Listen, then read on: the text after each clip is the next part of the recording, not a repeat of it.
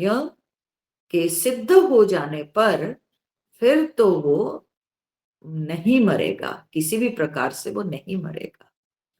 तो इसीलिए तुरंत ही आप वानर योद्धाओं को भेजिए, माने जल्दी से जल्दी, जितनी जल्दी हो सके आप वानर योद्धाओं को भेजिए कि वे जाकर के उस युद्ध को, उस यज्ञ को नष्ट कर डालेंगे। अब इस बात को सुनकर भगवान राम जी तुरंत ही प्रातः काल होते ही भगवान हनुमान आदि वानरों को बुलाकर भगवान भेजते हैं वानरों को, ठीक है। और सब हनुमान अंगद आदि वानर जाकर रावण के यज्ञ को नष्ट कर देते हैं। और रावण के यज्ञ को नष्ट कर देने पर तब रावण का मन बड़ा खराब हो जाता है, उसका मन खिन्न सा हो जाता है, और वो वैसे खिन्न मना होकर के तब जो है वो अपने नगर की ओर जाता, अपने अंतपुर की ओर जाता है। और जब वो जाता है, यज्ञ तो उसका ध्वंस हो गया, अब जब वो जाता है तो कुछ अपशकुन दिखाई पड़ने लगता है। हम लोग यहीं तक पहुंचे थे, लंका कांड के 85 नंबर दोहा, 85 नंबर दोहा तक हम लोग पहुंचे थे। 85 नंबर दोहा के बाद से आज हम लोग पाठ करेंगे लंका कांड के।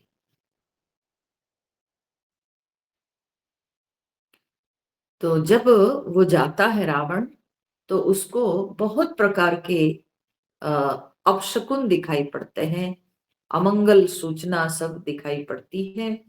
और अब क्या क्या सब उसको अमंगल सूचना मिल रही है वो गोस्वामी जी वर्णन करते हैं, उसका हम लोग पाठ करते हैं। चलत हो ही अति अशुभ भयंकर, बैठहि गीध उड़ाई सिरन पर, भयउ काल बस काहू न माना, कहे सि बजावहु युद्ध निशाना, चली तमी चर अनीय पारा, बहु गजरथ पदाति असवारा, प्रभु सन्मुख धाये खल कैसे, सलभ समूह अनल कह जैसे, इहाँ देवतन अस्तुति कीनी, दारुण विपति हमहि एहि दीन्ही, अब जनि राम खेला बहु एहि, अतिशय दुखित होति बैदेहि, देव वचन सुनि प्रभु मुस्काना, उठि रघुबीर सुधारे बाना, जटा जूट दृढ़ बांधे माथे, सोहहि सुमन बीच बीच गाथे, अरुण नयन बारिद तनु श्यामा, अखिल लोक लोचन अभिरामा, कटि तट परिकर कस्यो निषंगा, कर को दंड कठिन सारंगा, सारंग कर सुंदर निसंग सिली, मुखा कर कटि कस्यो भुज दंड पीन मनो हरायत उर धरासुर, पदलस्यो कह दास तुलसी जबहि, प्रभु सर चाप कर फेरन लगे, ब्रह्मांड दिग्गज कमठ अहि महि सिंधु भूधर डगमगे, शोभा देखि हर्षि सुर बरषहि सुमन अपार, जय जय जय करुणानिधि छवि बल गुण आगार। तो गोस्वामी जी लिख रहे हैं कि जब वो जा रहा है अपने अपने अंतःपुर की ओर, तो चलत हो ही अति अशुभ भयंकर। चलते समय बहुत ही माने भयंकर अमंगल अपशकुन सब दिखाई पड़ने लगे। जैसे कि बैठ ही गीध उड़ाई सिरन पर। गीध जो है उड़ उड़ कर उसके सिरन पर, उसके सिरों पर बैठने लगे। ठीक है, क्योंकि उसके 10 सिर थे ना, तो उसके सिरों पर सब गीध सब उड़ उड़ कर वे बैठने लगे। और फिर बोलते हैं कि भयउ काल बस काहू न माना। क्योंकि वो काल के वश था, तो इसीलिए वो ये सब बातों को, इन अपशकुनों को देख करके वो मन में जो है उस पर ध्यान नहीं दिया, उसको वो माना नहीं। कहे सि बजा बहु युद्ध निशाना।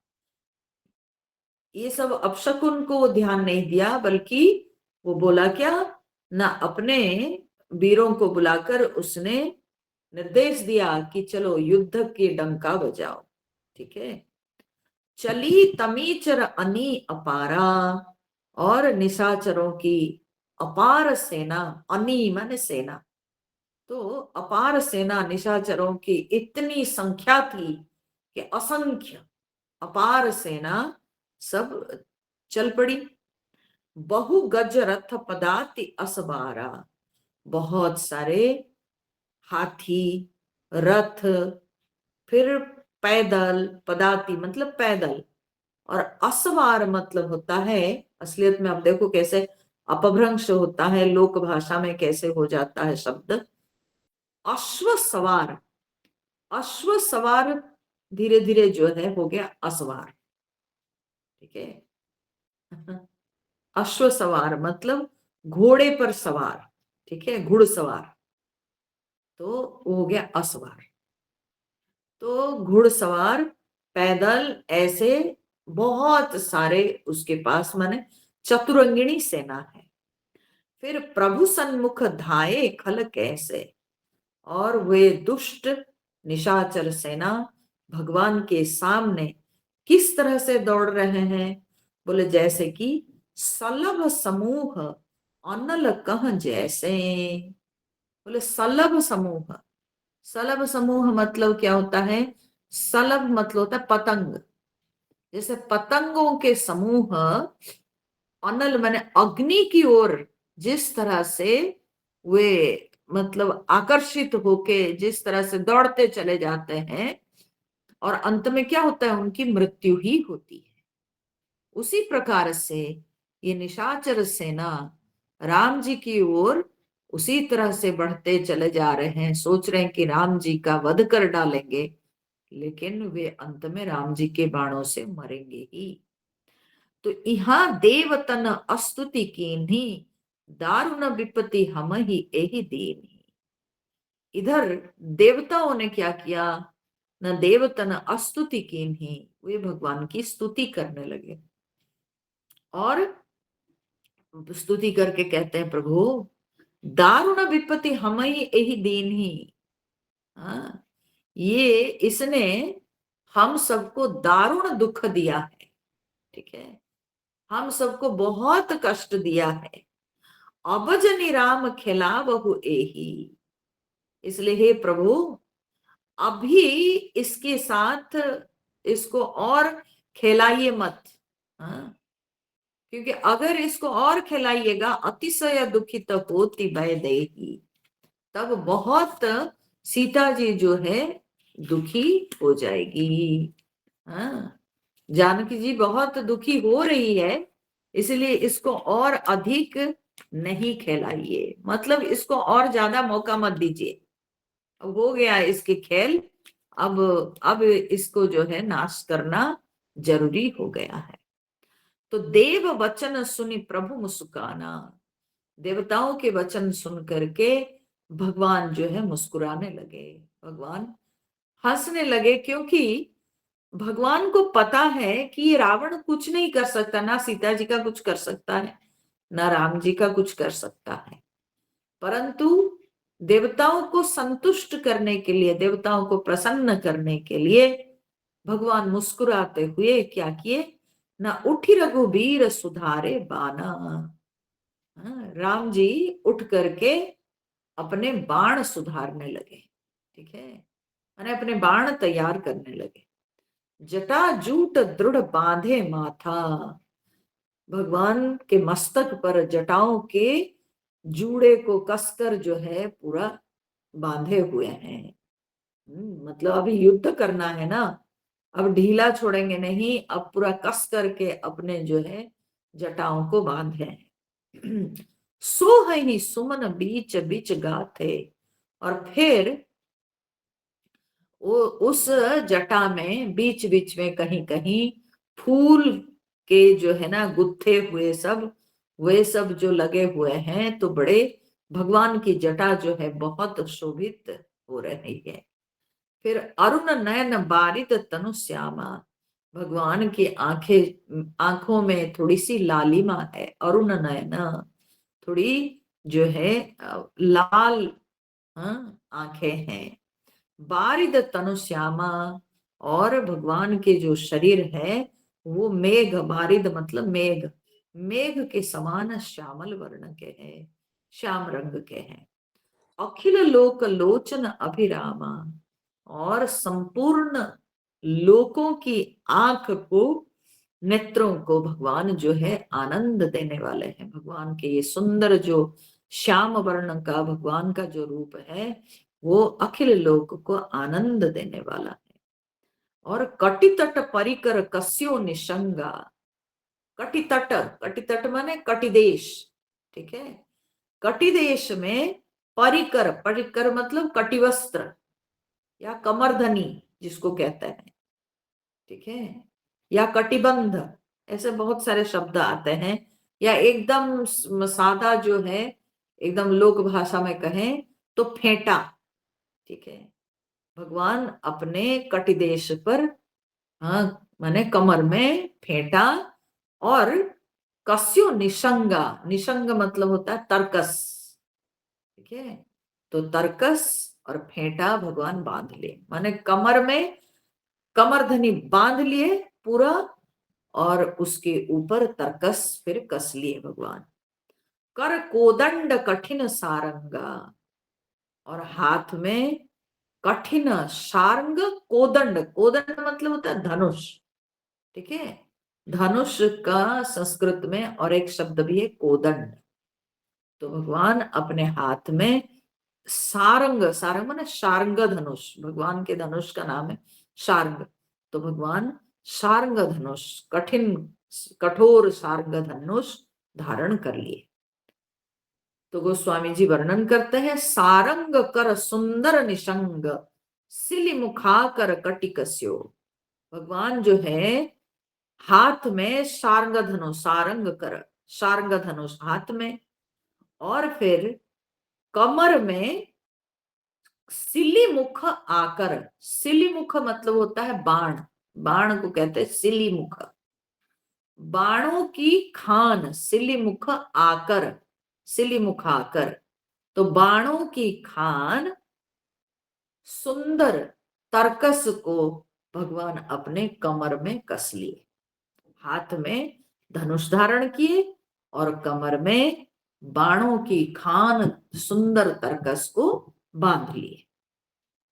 भुजदंड पीन, और भगवान के जो भुजदंड है, भुजाएं हैं, वो पूरा पुष्ट दिखाई पड़ रहे थे।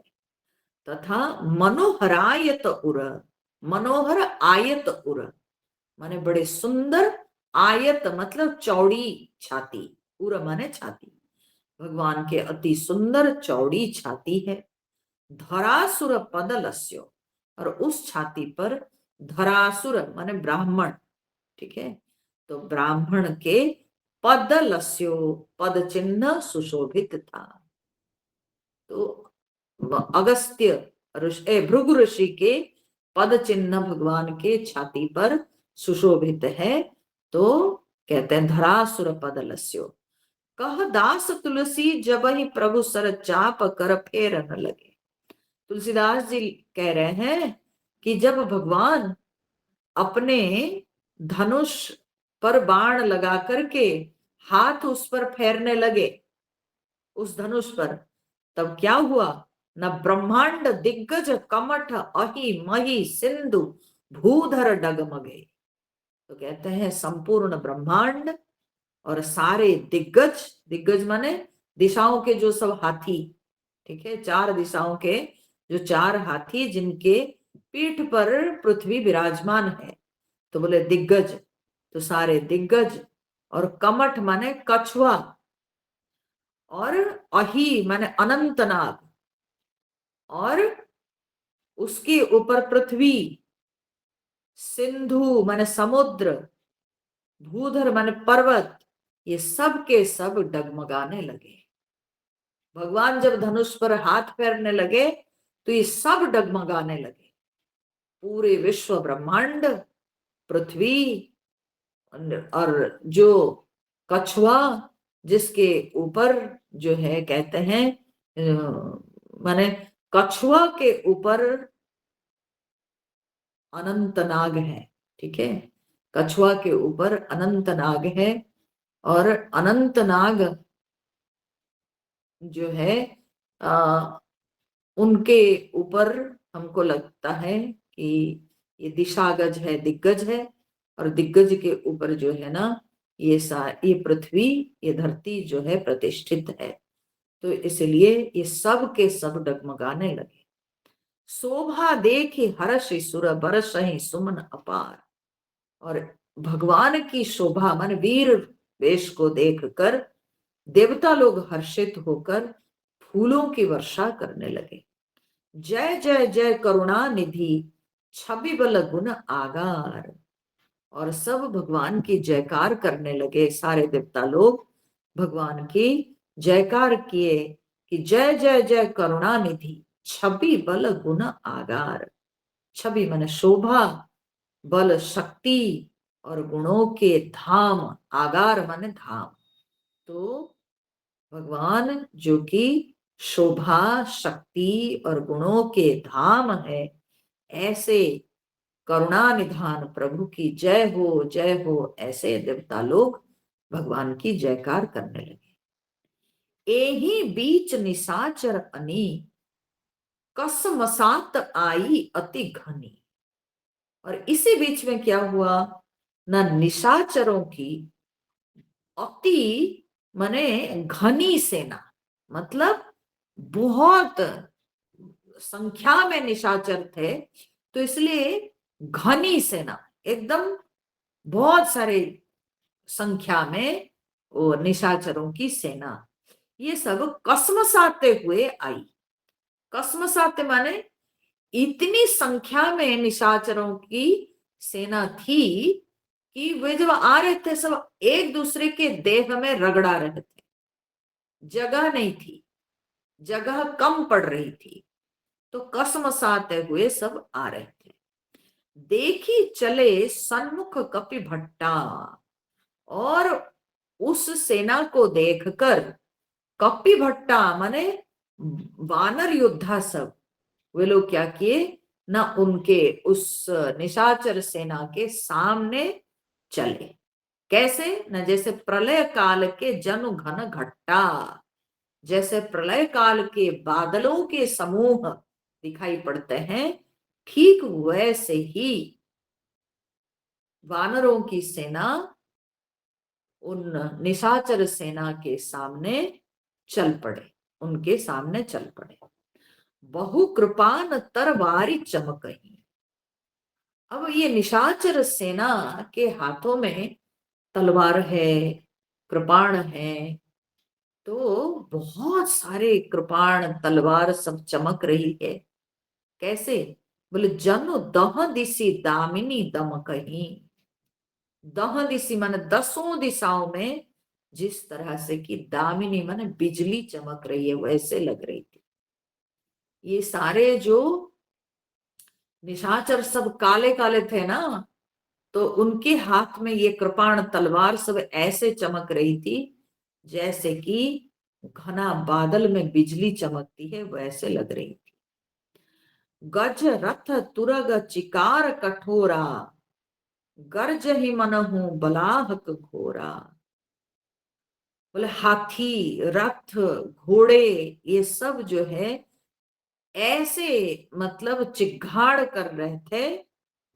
तो बोले गर्ज ही मनहु बलाहक घोरा, ऐसे गर्जन कर रहे थे मानो की बलाहक, बलाहक माने मेघ, मेघ का और एक नाम है बलाहक। तो बोलते हैं जैसे कि मेघ, घोर मेघ गर्जन जैसे करता है, ठीक वैसे ही ये सब हाथी घोड़े सब ऐसे ही गर्जन कर रहे थे। कपि लंगूरे विपुल नभ छाए, कपि लंगूरे माने वानरों के, लंगूर कहने का मतलब है पूंछे, वानरों के पूंछ सब। तो वानरों के पूंछे विपुल नभ छाए, बहुत सारे असंख्य, हाँ, वानरों के पूंछे जो है वो आकाश पर पूरा छाई हुई है। कैसे? बोले मनहु इंद्रधनु उए सुहाए, जैसे कि इंद्रधनुष आकाश में शोभा देती है, वैसे ही वानरों की पूंछे सब आकाश में शोभा दे रही है। बड़े बड़े वानर थे ना, तो उनकी पूंछ भी बड़ी लंबी लंबी थी, तो इसलिए इतने वानरों की पूंछ सब आकाश में दिखाई पड़ रही थी कि वो सब देखकर लग रहा था जैसे इंद्रधनुष आकाश में दिखाई पड़ रहे हो। उठई धूरी मानव जलधारा, और ये वानर सब जब उछल रहे हैं, राक्षसी सेना जब चल रही है, तो उससे धूल उड़ रही है। तो धूल जो उठ रही है वो उसको देखकर लगता है जैसे कि जल की धारा हो। और बाण बुंद भय वृष्टि अपारा, और बाण रूपी जो, हाँ, पूरा बाणों के समूह, वो सब कैसे लग रहे थे?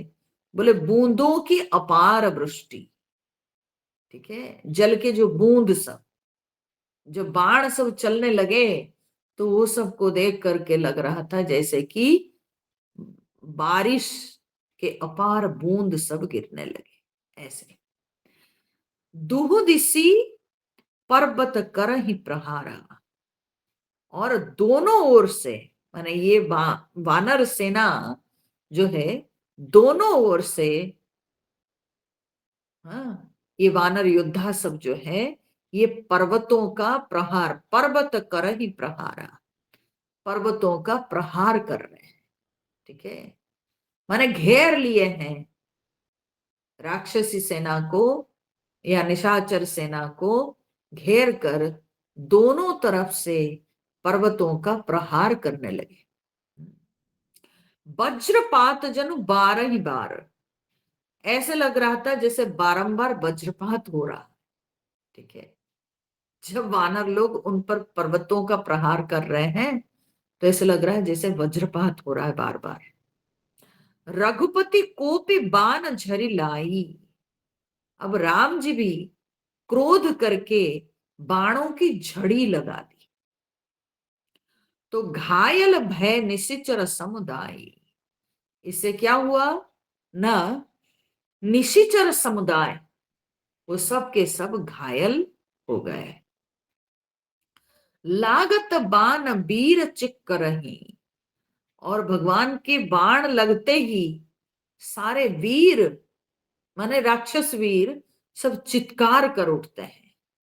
घुर्मी घुर्मी जह तह मही परही, और सब घुर्मी घुर्मी माने घूर घूर कर, माने चक्कर खाकर, जहां तह मही परही, जहां तहां भूमि पर गिर रहे हैं। स्रवही शैल जनु निर्झर भारी, और उनके शरीर से खून के स्राव, रक्त स्राव हो रहा है। कैसे? बोले जनु, शैल जनु निर्झर भारी, जैसे पर्वत से निर्झर माने झरना, ठीक है, तो पर्वत के जैसे भारी झरनों के जल जैसे बहता है ना, तो वैसे ही ये सब राक्षसों के शरीर से खून की धारा बह रही है। सोणित सरी कादर भयकारी, ये सब डरपोकों के मतलब भय उत्पन्न करने वाली ऐसे खून की नदी बह चली। कादर भयंकर रुधिर सरिता चली परम अपावनी। बोले कादर भयंकर माने ये डरपोक राक्षसों को भयंकर मैं भय करने वाली, भय उत्पन्न करने वाली रुधिर सरिता, रक्त की नदी चली परम अपावनी, रक्त की नदी बह चली, अपवित्र रक्त की नदी बह चली। दो कूल दल, उस रक्त नदी के दोनों किनारे कौन है? तो बोले कि दोनों किनारे दो कुल दल, ये जो दो दल है, राक्षस सेना का दल और वानर सेना का दल, ये दो दल उस रक्त नदी के दो किनारे के समान है। रथ रेत, और रथ जो है उसके रेत है, उसकी रेत माने बालू है। तो नदी किनारे बहुत बालू होती है ना, तो बोले कि रथों को बालू क्यों कहा? इसलिए कहा कि जो सब बाणों के प्रहार से जो सब टूटे हुए रथ सब गिर पड़े, सब गिरे पड़े हुए हैं, माने टूटे हुए रथों के ढेर है। ठीक है, उसकी ध्वजाएं हैं, उसके जो है पूरे खंड विखंडित रथ पड़ा हुआ है। तो इसीलिए वो रथों के ढेर को देखकर कहते हैं वो बालू के समान है, रेत के समान। और चक्र अवर्त, ठीक है, रथों के चक्के जो है, पहिए, वो सब क्या है ना, अवर्त माने आवर्त। आवर्त कहने का तात्पर्य होता है कि भंवर।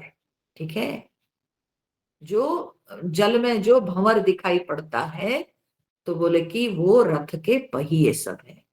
माने रथ के पहिए उस रक्त नदी में डूब नहीं रहे हैं, वो सब ऊपर तैर रहे हैं। तो इसीलिए वो सब भंवर के समान है। बहुत ही भयावनी, ऐसे जो है वो भयंकर नदी बह रही है।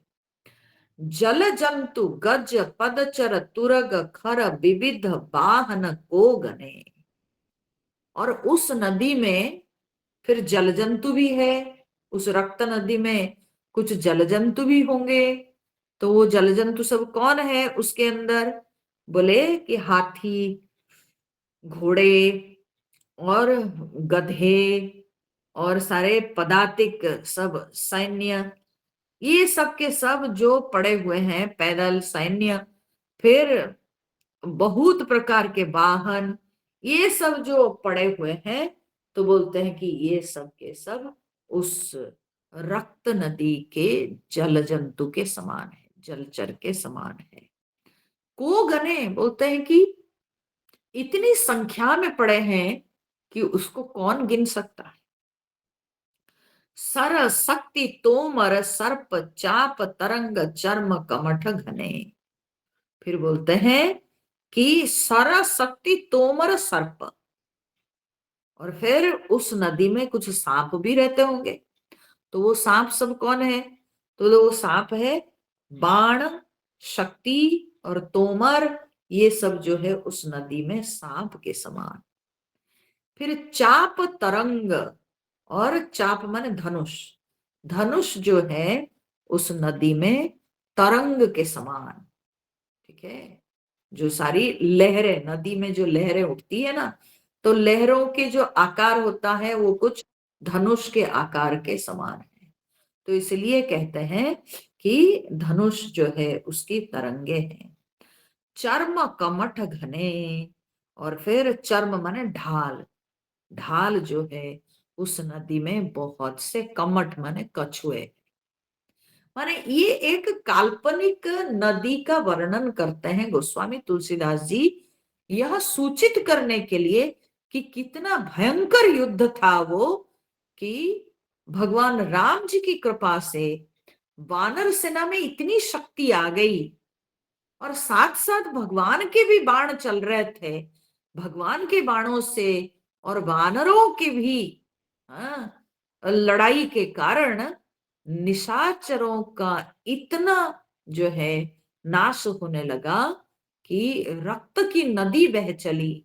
और उस रक्त नदी में क्या क्या सब दृश्य देखने को मिला, वो यहाँ पर एक काल्पनिक भाव यहाँ पर गोस्वामी तुलसीदास जी दे रहे।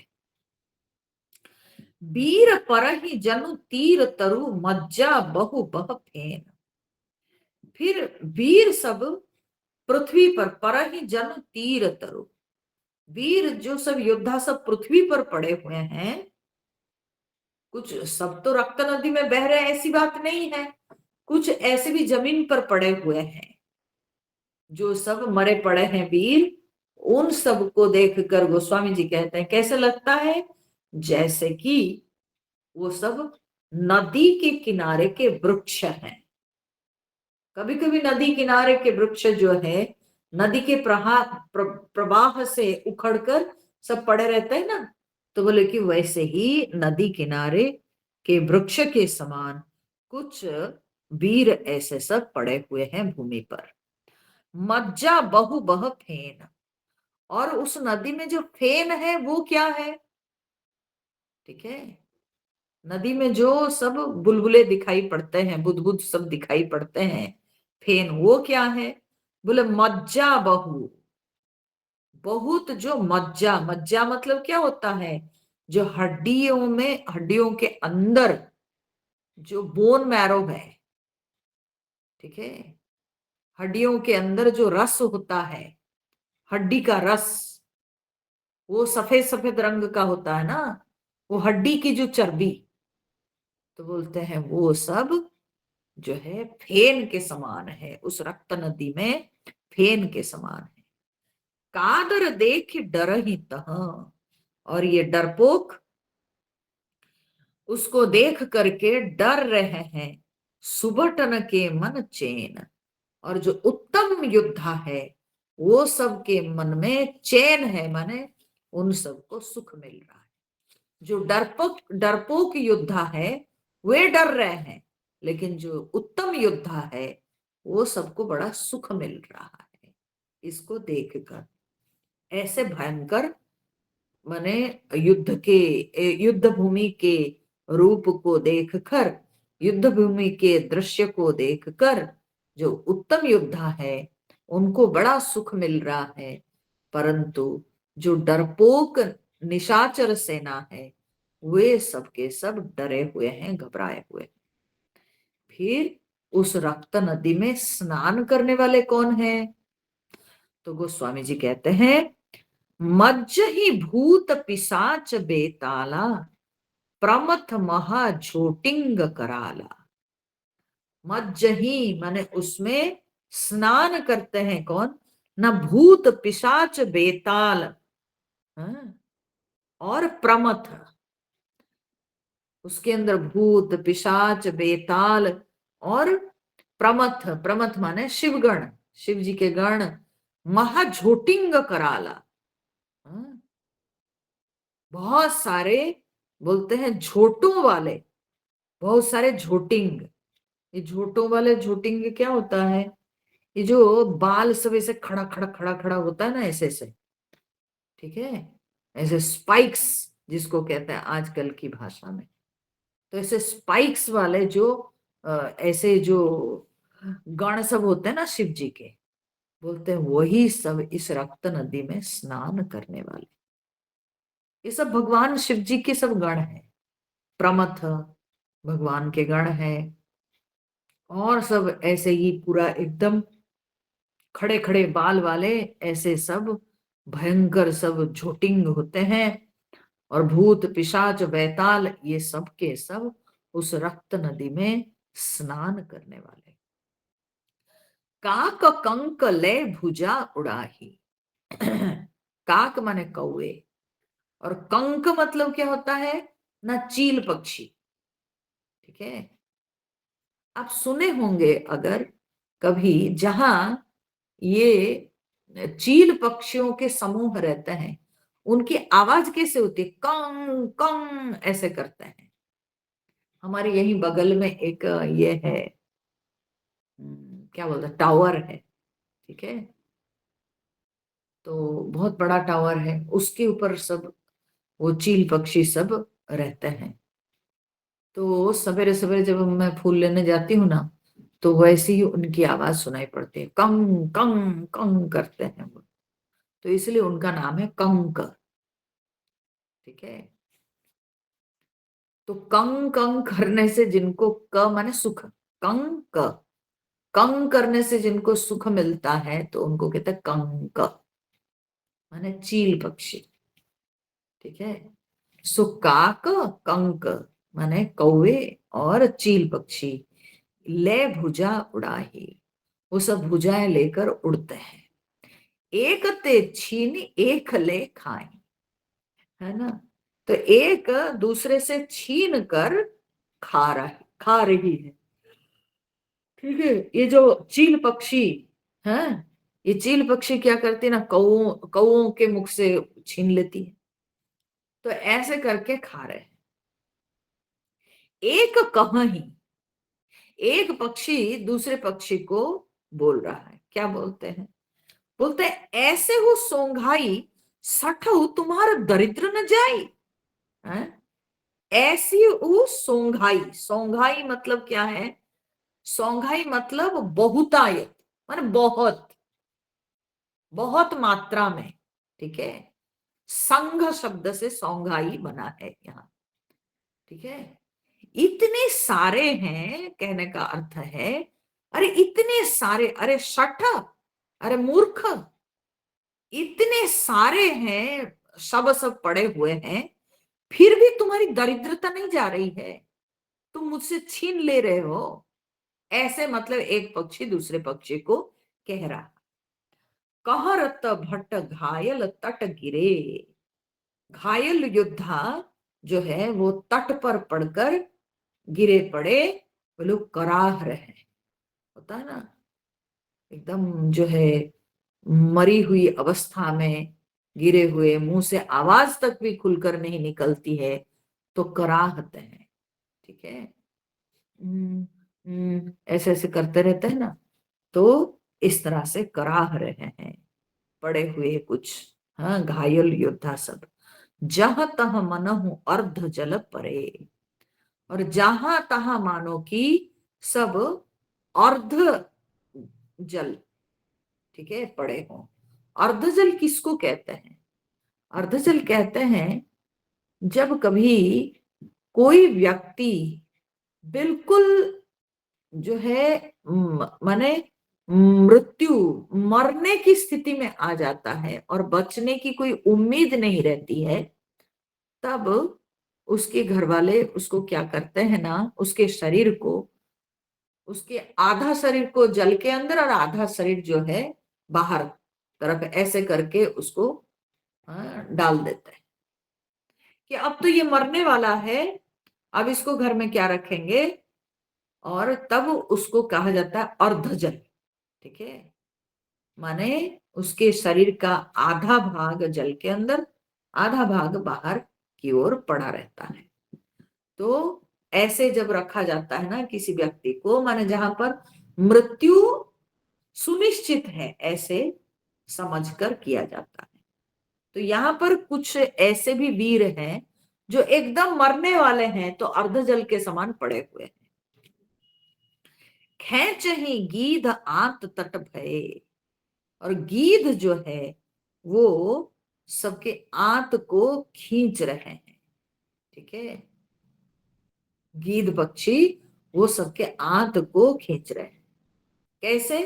बोले जनु बंसी खेलत चित दये, जैसे कि मछली पर, हाँ, नदी तट पर से एकदम अपने चित्त लगाए हुए, जैसे कोई माने मछली पकड़ने वाला एकदम ध्यानस्थ होकर जिस तरह से बंसी खेलता रहता है, वो होता है ना, मछली को ध्यान देते हुए बंसी को ऐसे ऐसे, बंसी को वे लोग हिलाते हैं ना, भारी लगने से निकालेंगे तो पता चलेगा कि मछली है।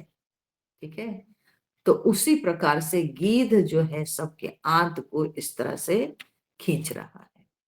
बहु भट बहही चढ़े खग जाही, बोलते हैं कि बहुत सारे योद्धा, हाँ, बहही बहे जा रहे हैं, चढ़े खग जाही, और जब उस खून की नदी में बहुत सारे योद्धा वे बहे जा रहे हैं, उनके ऊपर, वो खून की नदी में बहता हुआ शव के ऊपर, हाँ, बैठा हुआ पक्षी, चढ़े खग जाही, उसके ऊपर पक्षी बैठा हुआ है। कैसे देखकर ऐसा लगता है जैसे जनु नावरी खेल ही सरी माही, जैसे कि वे पक्षी सब नदी में नावरी खेल रहे हैं। नावरी माने जो नौका क्रीड़ा, ठीक है, जैसे कि वो पक्षी सब नौका क्रीड़ा कर रहे हैं खून की नदी में। जोगिनी भरी भरी खप्पर संचही, और योगिनियां सब खप्परों में भर भर कर वो संचय कर रही है, क्या ना, खून। खप्पर में सब खून संचय कर रहे, खून भर भर करके वो सब जमा कर रही है, पिएगी सब। ठीक है, योगिनियां। भूत पिशाच बधु नभ नंचही, और भूत पिशाचों की वधु मतलब उनकी पत्नियां, भूत पिशाचों की पत्नियां, वे सब आकाश में नाच रही है। भट्ट कपाल करताल बजावही, चामुंडा नाना विधि गावही, और जो चामुंडाएं हैं वो सब योद्धाओं के खोपड़ियों का, हाँ, खोपड़ियों को हाथ में लेकर के चामुंडाएं सब उसका करताल बजा रहे हैं। ठीक है, और फिर नाना विधि गा वही, विभिन्न प्रकार से गा रही है, और खोपड़ियों को हाथ में लेकर के उससे करताल बजा रही है। ठीक है, जम्बुक निकर कटकट कटक कटकट ही, तो बोलते हैं जम्बुक, जम्बुक मतलब गीदड़, सियार। ठीक है, श्रुगाल। तो ये जो है माने गीदड़ों का समूह, वो पूरा कटकट शब्द करते हुए सबों को काट रहे हैं। ठीक है, दांत से, ऊपर दांत नीचे का दांत जब टकराता है तो कटकट आवाज होती है। तो वे लोग सबको दांतों के बीच में लेके काट रहे हैं, तो कटकट शब्द करके वे सब जो है काट रहे हैं, मुर्दों को सब काट रहे हैं। खाही हुआही अघाही दपट्टही, दपट्टही, तो बोलते हैं वे सबों को काट कर खा रहे हैं, और खा के हुआ हुआ करते हैं, हुआ ही। अघाही माने अघाते हैं, एकदम भरपेट खाते हैं। ठीक है, और फिर उसके बाद क्या ना, दपट्टही, दपटना मतलब डांटना, फिर एक दूसरे को डांटते हैं। ठीक है, ये पशुओं की प्रवृत्ति है। ठीक है ना, कुत्तों के बीच में आप देखिए, जब खाएंगे एक दूसरे को भौ भौ करके एक दूसरे को डांटते भी है। वे लोग शांति से खा नहीं सकते हैं, तो खाते भी है, एक दूसरे को डांटते भी। कोटि न रुंड मुंड बिनु डोल लही, बोले कि करोड़ों रुंड मुंड बिनु डोल लही, सिर बिना रुंड, रुंड माने धड़। ठीक है, धड़ को कहते हैं रुंड, और सिर को कहते हैं मुंड। तो मुंड बिनु, सिर बिना, सिर के बिना, रुंड माने धड़ जो है, करोड़ों की संख्या में सब जो है हिलडुल रहे थे। ठीक है, घूम रहे थे, डोल ही मतलब घूम रहे थे। शीस परे मही जय जय बोल रही, और सिर पृथ्वी पर गिरे जय जय बोल रहे थे। ठीक है, करोड़ों की संख्या में रुंड मतलब धड़ जो है वो युद्ध भूमि में चल रहे थे, और मुंड जमीन पर पड़कर जय जयकार बोल रहे थे। किसकी जयकार कर रहे थे? राम जी की जयकार। क्यों राम जी की जय बोल रहे थे? इसलिए कि राम जी के बाणों से उनका नाश हुआ है, तो राम जी के बाणों से उनकी मृत्यु होने के कारण उनका जो है, उनकी बुद्धि, उनके विवेक खुल गया है और फिर उनका कल्याण होने वाला है, ये समझकर वे जय जयकार कर रहे थे। बोल रही जो जय जय मुंड रुंड प्रचंड सिर बिनु धावही। तो बोले कि ऐसे रुंड प्रचंड सिर बिनु धावही, ऐसे सिर बिना रुंड सब जो है वो सब दौड़ रहे हैं और जय जयकार कर रहे हैं। खप्परिन खग अलुज्झुज्झही, और फिर क्या ना, पक्षी खोपड़ियों में उलझ उलझ कर जो है परस्पर लड़ रहे हैं, जुज्झही माने लड़ रहे हैं। सुभट भट्टन ढहा वही, और उत्तम योद्धा सब दूसरे योद्धाओं को ढहा रहे हैं, जो अच्छे योद्धा वो दूसरे योद्धाओं को मार गिरा रहे हैं। आचर निकर मर्द ही राम बल दर्पित भय, ये जो राम जी के बल से दर्पित हुए वानर सेना निशाचर निकर मर्दही, निशाचर सेना को, निशाचर समूह को मर्द ही माने मसल डालते हैं।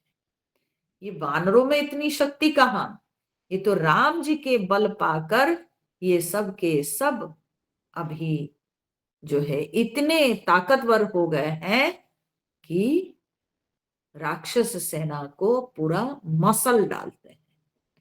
संग्राम अंगन सुभट सो वही राम सर निकरनी है। तो कहते हैं राम जी के बाण समूह से मरे हुए योद्धा वे सब मैदान में सो रहे हैं।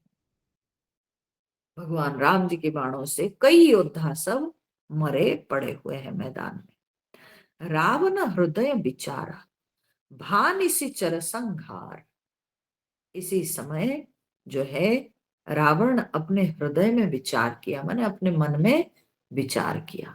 तो क्या विचार किया कि निशिचर भानिशिचर संहार, अब तो सारे निशाचरों का संहार हो गया। मैं अकेल कपि भालु बहु माया करूं अपार, अब मैं अकेला हूं और ये वानर भालू तो बहुत है, तो मैं अकेला कैसे सबके साथ लड़ सकता हूं, इसलिए मैं कुछ माया रचूं। मैं ऐसे अभी अपार माया रचना करूं, ऐसे वो मन में विचार किया।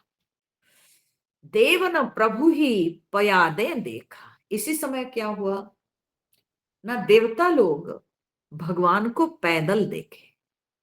भगवान तो अब तक पैदल ही लड़ रहे थे, याद है ना, विभीषण परेशान होके भगवान के पास आके हाँ पूछे थे कि प्रभु कैसे, रावण के पास तो इतने रथ है, घोड़े हैं, वाहन सब है, तो आप कैसे अकेले खाली पैर कैसे लड़ेंगे।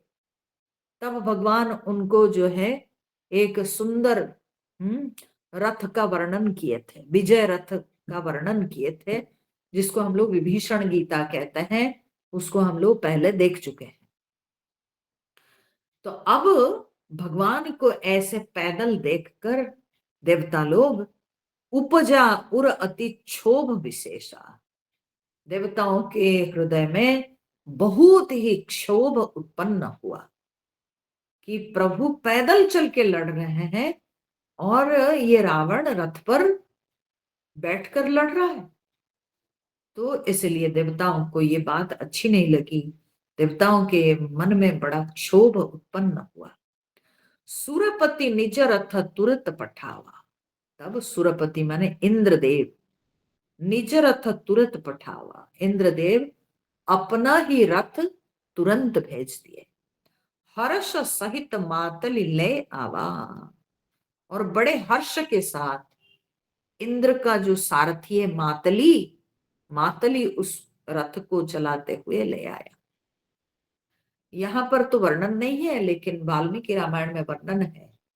मातली रथ ले आकर के भगवान के सामने खड़े होकर निवेदन किया कि प्रभु, आपके लिए इंद्रदेव ने यह रथ को भेजा है और मैं आपकी सेवा में रहूंगा। आप इस रथ पर बैठकर जो है युद्ध कीजिए। ऐसे मातली भगवान से निवेदन किए। यहाँ पर गोस्वामी तुलसीदास जी संक्षेप में कहते हैं, बड़े आनंद के साथ मातली रथ ले आकर के खड़े हो गए।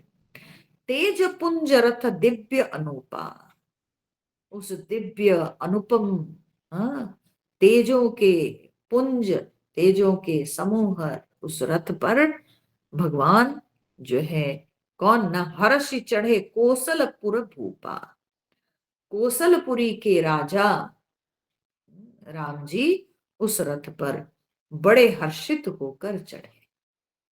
अब देखो, उस समय विभीषण जी जब पूछ रहे थे तब भगवान उनको जवाब दे दिए कि मेरे को कोई रथ की जरूरत नहीं है ना। मेरे पास तो जो सद्गुण है वही सब रथ के विभिन्न अंग के समान है। मैं उन्हीं सद्गुणों के सहारे, हाँ, रावण के साथ लड़ूंगा। लेकिन अब जब इंद्रदेव भेज दिए तो भगवान बड़े हर्षित होकर उस रथ पर चढ़ गए। कारण कि भगवान अभी समझ गए थे कि अभी जो है रावण के साथ लड़ने में जरा सी भी त्रुटि रखनी नहीं चाहिए। तो थोड़ी सी अगर त्रुटि रहेगी तब रावण को मारना कठिन हो जाएगा। तो इसीलिए अब भगवान विलंब न करके, और विशेष करके देवताओं के द्वारा वह रथ भेजा हुआ था, इसीलिए भगवान तो मानुष रूप धारण किए हैं ना, मनुष्य रूप में लीला कर रहे हैं। तो इसलिए देवताओं का दिया हुआ उपहार को वे जो है स्वीकार किए, ग्रहण किए। और फिर रावण के साथ लड़ने के लिए भगवान उसके बराबर, हाँ, अभी बने। फिर तीसरा कारण यह भी हो सकता है कि वानरों के अंदर उत्साह बढ़ाने के लिए भगवान इसलिए रथ को स्वीकार किए।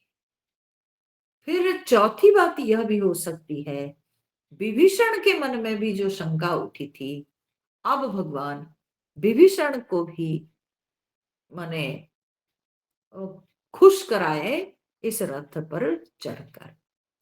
इस तरह से विभिन्न कारणों से भगवान इस रथ को स्वीकार किए और हर्षित होकर के रथ पर चढ़ गए। चंचल तुरग मनोहर चारी, अजर अमर मन समगतिकारी। और इस रथ में बोलते हैं कि चार अति सुंदर, मनोहर माने अति सुंदर, बड़े चंचल माने बहुत तीव्र वेग में चलने वाले, तुरग माने घोड़े लगे हुए थे। अजर अमर मन समगतिकारी, और वे घोड़े सब कैसे थे ना, अजर अमर, वो मरने वाले नहीं थे वो घोड़े, वो घोड़े सब अजर अमर थे और मन की गति के समान तीव्र, हाँ, वो चलने वाले वो घोड़े सब लगे हुए थे। रथारूढ़ रघुनाथ ही देखी, श्री राम जी को रथ पर आरूढ़ देखकर धाये कपि बलु पाई विशेषी, वानर सब विशेष बल पाकर दौड़े। माने वानरों के अंदर उत्साह भर गया। अब तक उनको बड़ा दुख लगता था, भगवान पैदल चल के लड़ रहे हैं, पर अब जब भगवान रथ पर आरूढ़ हो गए, भगवान को देखकर वानरों के मन में उत्साह भर गया और विशेष आनंद के साथ विशेष बल पाकर वानर सब दौड़ने लगे। सही न जाई कपिन के मारी, वानरों की मार सही नहीं जाती। ऐसे मार मारते थे वानर सब माने निशाचरों को कि वो माने सहन करना कठिन। तब रावण माया विस्तारी, उस समय रावण जो है अपनी माया चलाई। सो माया रघुबीर ही बांची, लक्ष्मण कपिन सो मानी साची। बोलते वो जो माया रघुबीर ही बांची, माने भगवान राम जी को वो माया नहीं लगी। कहने का तात्पर्य क्या है? माने राम जी बचकर, बांची मतलब बचकर, ठीक है, राम जी को छोड़कर, बचकर माने राम जी को छोड़कर वो माया लक्ष्मण और वानरों को, सबको जो है उस, माने सबों ने उस माया को सच मान लिया, राम जी को छोड़कर, और सब लोग उस माया को सच मान लिए। ठीक है, तो देखी कपिन निशाचर अनी, तो क्या माया थी? न वानरों ने, राक्षसी सेना में वानरों ने देखा क्या? न अनुज सहित बहु कौशल धनी, अनुज सहित माने लक्ष्मण सहित बहुत सारे राम जी उस निशाचर सेना में खड़े। ठीक है, अब वो वानर लोग किस पर चलाएंगे फिर? वो शिला फेंकते थे, पत्थर फेंकते थे, तो किस पर फेंकेंगे? कहीं अगर राम जी पर लग जाएगा तो। इसीलिए ये वानर सब जो है बड़े माने कंफ्यूजन में पड़ गए कि ये कौन सा सच है ना। तो राम जी लक्ष्मण जी अनेक संख्या में दिखाई पड़ गए। बहु राम लक्ष्मण देखि मरकट भालू मन अति अपडरे, हैं? वानर भालू इन सब के मन अति अपडरे, माने बहुत ज्यादा डर से वे सब भयभीत होने लगे जब बहुत सारे राम और लक्ष्मण जी को वे निशाचर सेना में देखे। जनु चित्र लिखित समेत लक्ष्मण जहां सो तह चित वही करे। और वे कैसे देख रहे हैं राम जी लक्ष्मण जी? बोले कि ये चित्र के समान, ठीक है, जहां के तहां खड़े हैं।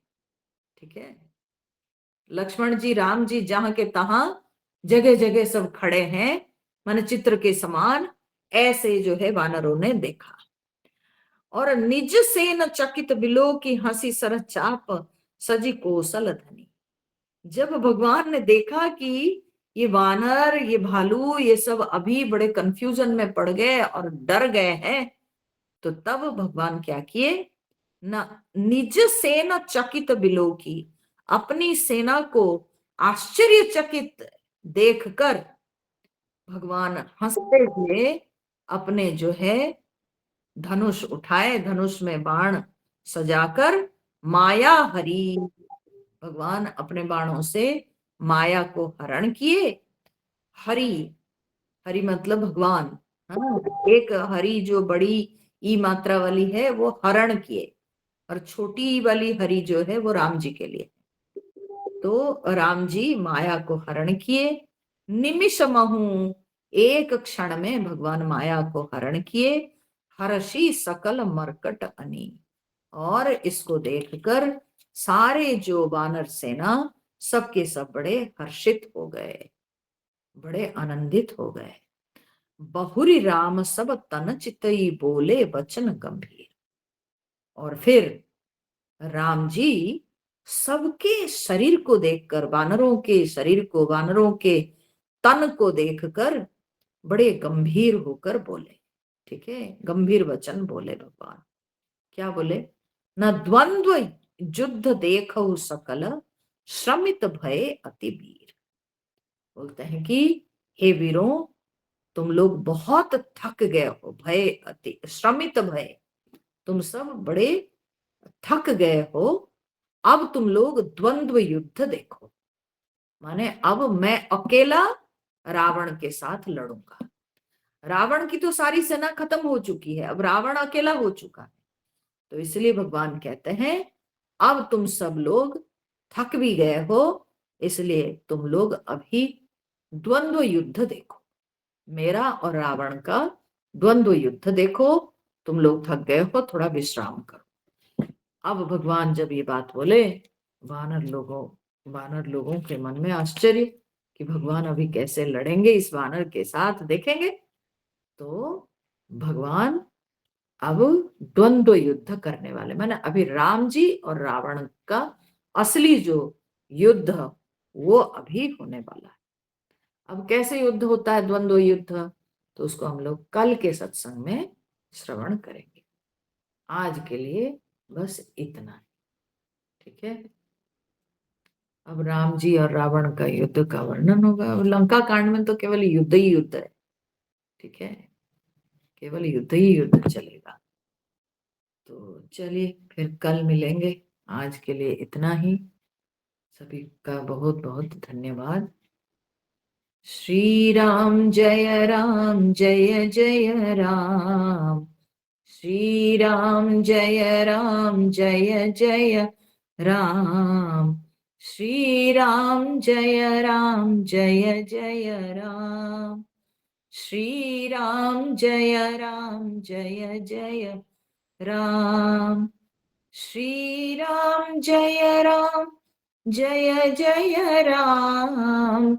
श्री राम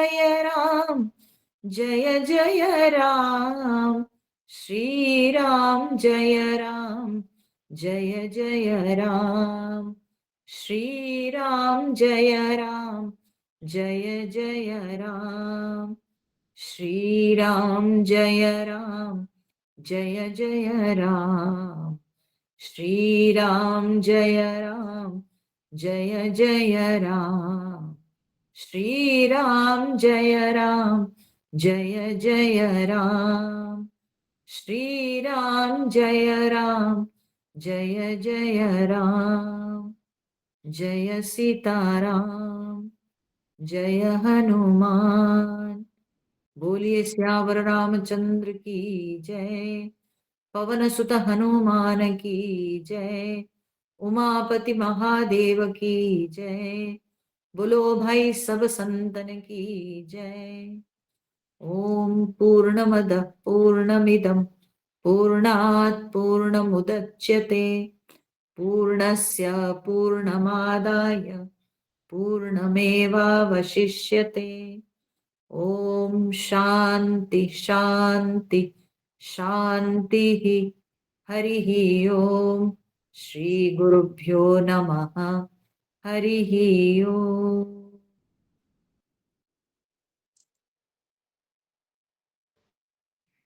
हरि हरि ओम। ओम। हरि ओम माँ। हरि ओम। हरि ओम।